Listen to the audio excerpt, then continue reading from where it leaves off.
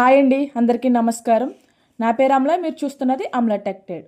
ఈ వీడియోలో మనం ప్రైవేట్ స్కూల్లో చదువుతున్న పిల్లలకు స్కాలర్షిప్ ఎలా అప్లై చేయాలి, ఏజ్ లిమిట్ ఏంటి, ప్రాసెస్ ఏంటి, అదేవిధంగా ఏ డాక్యుమెంట్స్ కావాలన్నది ఈ వీడియోలో మనం స్టెప్ బై స్టెప్ చూద్దాం. సో ఇది మన పిల్లల భవిష్యత్తుకి సంబంధించింది కాబట్టి దయచేసి ఇది ఎంత ఇంపార్టెంటో ఫీజు కోసం స్ట్రగుల్ అయిన పేరెంట్స్ ప్రతి ఒక్కరికి తెలుస్తుంది. సో దయచేసి ఎవరు కూడా స్కిప్ చేయకుండా చూసి అర్థం చేసుకొని స్కాలర్షిప్కి అయితే అప్లై చేయండి. అదేవిధంగా మన ఛానల్ కనుక ఇదే కనుక ఫస్ట్ టైం కనుక చూస్తే దయచేసి లైక్ చేయండి, షేర్ చేయండి, సబ్స్క్రైబ్ చేయండి. మీ నైబర్స్ కానీ రిలేటివ్స్ కానీ ఇలాంటి ఇన్ఫర్మేషన్ ఎవరికన్నా కావాలి అనుకుంటే కనుక మీకు నచ్చితే కనుక వాళ్ళకి సజెస్ట్ చేయండి. ఇంకా టాపిక్లోకి వెళ్ళిపోదాం. స్కాలర్షిప్ టైప్స్ 3 టైప్స్ అనమాట. అదేంటంటే స్టేట్ గవర్నమెంట్, సెంట్రల్ గవర్నమెంట్, అదేవిధంగా ఎన్జిఓలు కూడా మనకి స్కాలర్షిప్ అన్నది ప్రొవైడ్ చేస్తున్నారు. అందులో ఫస్ట్ వన్ ఏంటంటే NSP, national scholarship portal.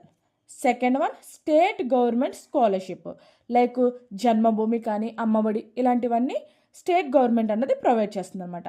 Third one ఏంటంటే ప్రైవేట్, ఇది ఎన్జిఓలు స్కాలర్షిప్ అన్నది ప్రొవైడ్ చేస్తారనమాట. ఈ స్కాలర్షిప్లో ఫస్ట్గా మనం ఎన్ఎస్పి అంటే నేషనల్ స్కాలర్షిప్ పోర్టల్ అంటే ఈ వీడియోలో మనం క్లియర్గా తెలుసుకుందాం. అదేవిధంగా ఏ విధంగా అప్లై చేయాలి, దీనికి కావాల్సిన క్రైటీరియా ఏంటి, ఎలిజిబిలిటీ ఏంటి అన్నది మనం స్టెప్ బై స్టెప్ ఈ వీడియోలో నేర్చుకుందాం. సో దయచేసి ఎవరు కూడా స్కిప్ చేయకుండా చూడండి.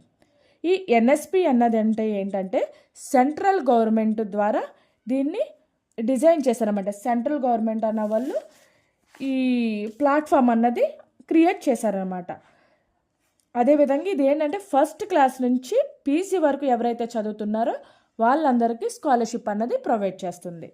ఇందులో SC, ST, BC, minority and general ఎవరైతే ఇన్కమ్ తక్కువగా ఉంటుందో లేనటువంటి పిల్లలకి ఈ ఎన్ఎస్పి వాళ్ళు స్కాలర్షిప్ అన్నది ప్రొవైడ్ చేస్తున్నారు.